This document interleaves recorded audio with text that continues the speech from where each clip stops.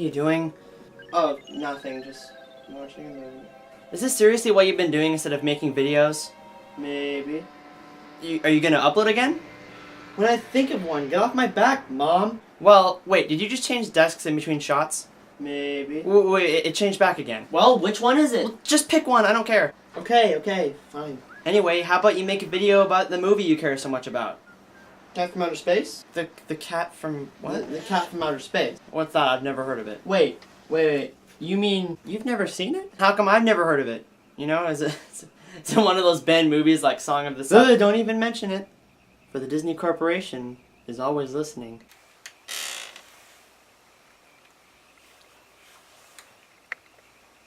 But no, it's not one of those. Let me explain.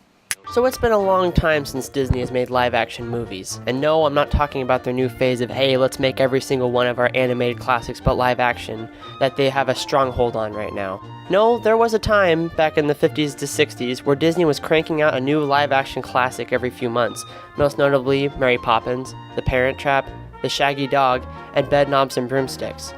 But by far, the most underappreciated movie of them all, and my personal favorite, The Cat from Outer Space. Haven't seen the movie? I'll summarize it. The movie opens on a farm where a spaceship has made an emergency landing. We learn that our protagonist must make repairs within a few days or he'll miss the rendezvous with the mother ship.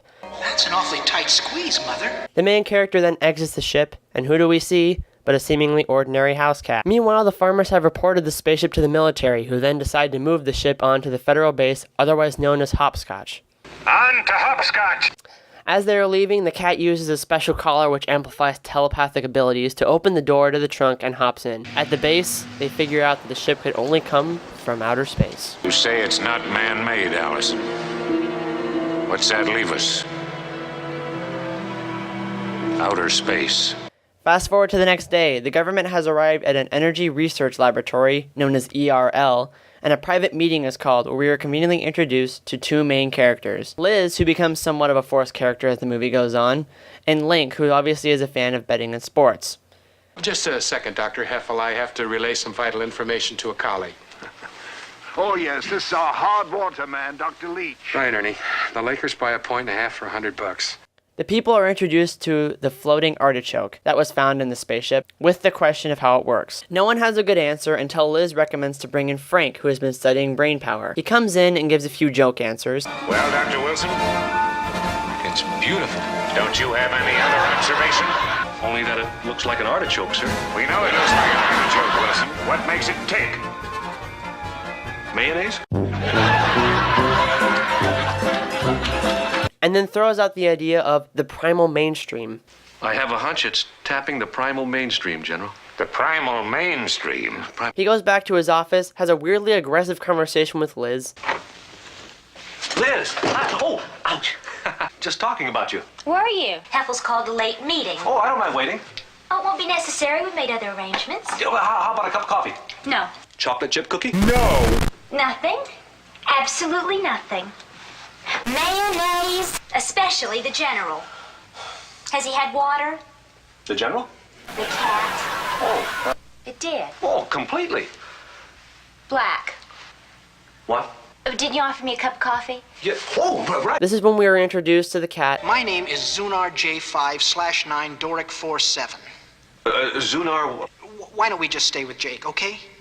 Then explains his dilemma and how the collar uses a thought transfer to interact with objects. They both go back to Frank's house and make a deal that if he helps him get home, that Jake will advance him decades in his study of brain power.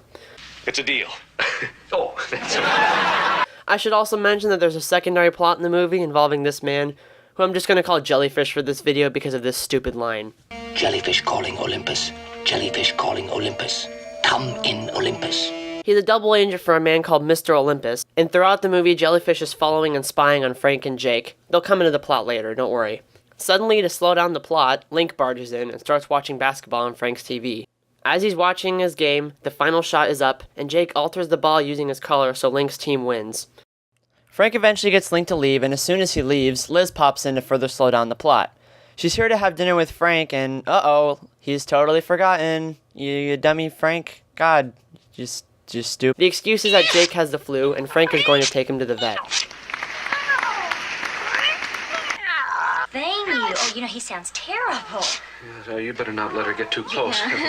Stop milking it. What? Anyway, fast forward to Hopscotch, they make their way onto the base and run into a guard, which is no match for Jake, who freezes the guard. They find the spaceship. To slow down the plot even more, Frank does a stupid flying thing to the top of the ship to plug in a thing. It's pretty much a big time waste. They realize they're going to need $120,000 worth of gold to repair the ship, which is obviously an issue for Frank because... Jake, in order to buy $120,000 worth of gold, you need $120,000. So, As they're leaving, someone finds the frozen guard, the alarm is set off, and they use a flying motorcycle to escape the base? They return home, and here comes Link again, this time watching a horse race. And in a light bulb moment, Jake figures out how they're going to get the money for the gold. They explain to Link, who at first doesn't believe them, but eventually comes around.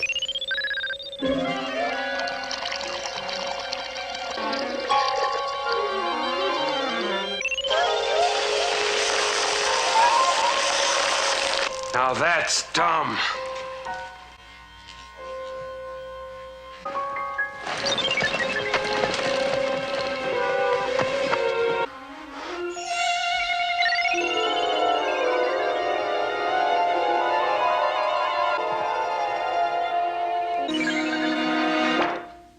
What kind of a spaceship? We now cut to Ernest Ernie's sporting club, where Link wants to pool his money to win 3 football games, winning $120,000. At the base, the government is investigating after the break-in and find Frank's fingerprints, and... We found tiny prints in a claw-like pattern, like a pussycat's. Pussycat. Back at the house, and one game is already run, but guess who? Frank? And of course, Frank has forgotten again. They make the excuse that the vet gave him 2 aspirin, and Link calls in the vet who lives in the building. 2 aspirin. Just as the vet arrives, and right before the final ball, the vet gives Jake a shot, knocking him out.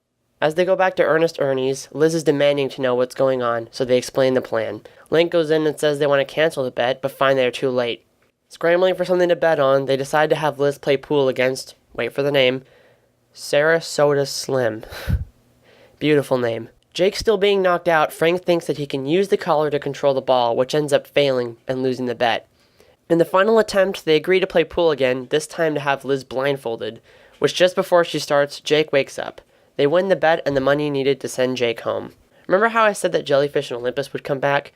Turns out they want to steal and sell the collar. So now both the military and Jellyfish and Olympus are converging on Jake.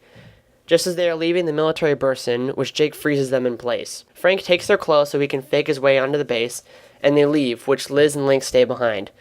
Jake and Frank move the ship outside for takeoff, and Link shows up, informing Frank that Olympus showed up and kidnapped Liz and her cat, and are holding them ransom. Jake wants to stay behind and help them, but they force him onto the ship. As they see the ship take off, in a surprising turn of events, Jake hops into the car, deciding that he's staying on Earth. Everyone converges at the airport, where Olympus is taken off in an airplane with Liz held hostage. Frank and Jake find an unworking plane, which Jake uses to get working and up in the air to chase down Olympus. Jellyfish screws up the ship, which causes everyone to bail, leaving Liz and her cat trapped on a doomed plane. So Jake and Frank are able to catch up to the plane and rescue the girls and land safely. Meanwhile, all the bad guys are trapped on a tree. I don't know why. They're all hanging there. It's kind of funny. While all this was going on, Link was on the ground talking to the government about making Jake a citizen of Earth. So, the final scene is Jake being sworn in, even though he looks like a normal house cat, and to the judge's surprise, Jake can speak, and in the final scene lifts up the judge. So, why do I like this movie? Well, based on the fact that it has somewhat of a sentimental reason to me, and I've been watching it since I was a kid, and it also reminds me of my childhood and watching it at my grandparents' house with my cousins. Mostly because it's a good movie with an easy to understand plot. Not too serious, but enough original child humor to keep kids engaged, especially no cliche kid humor. The storyline is super well written and has multiple subplots that are beautifully woven into itself. Really, in the end, if you haven't seen it or think that my terrible description doesn't do it for you, I recommend you watch it. It's usually at your local library. You can find it online or something. Well, I hope this served to be a good welcome back video. I haven't filmed a video in a while, which I feel really bad for, and I'm sorry for that. If you found this video interesting, I'm thinking about doing one about my favorite movie ever, which will come out at some point. I'll figure out a time when I can do it. In the meantime, leave a like on this video. Comment down below if I should talk about a movie that you think is underrated that I should talk about. Subscribe for more content like this. I make new videos when I can. That'll about do it for me, guys. Thanks so much for watching, and I will catch you guys in the next video. My god, that video took a long time to make. Hope you guys enjoyed it. I started working on this back in August, September, around there, which is when I filmed the beginning scene, because then you can see the air conditioners in the background. And then from there, I started working on the audio recording and like piecing it together all the film scenes and stuff.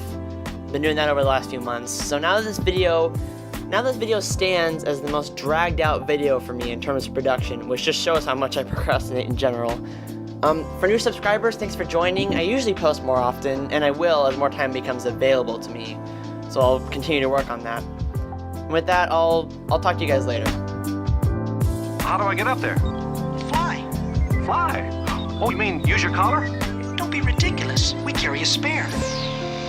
Biofeedback, for instance. Why, if I taped terminals to your head, General, your brain could run an electric train. Electric train?